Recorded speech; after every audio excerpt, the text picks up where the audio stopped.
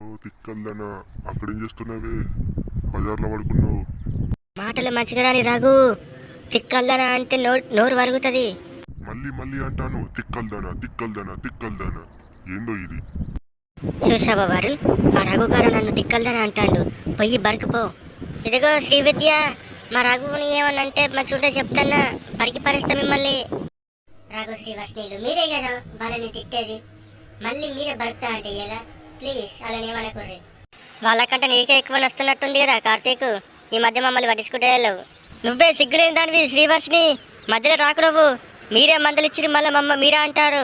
కొరికి పారేస్తా ఏమనుకున్నారో. కాము ఉంటానని అనుకోకూరి మీరు.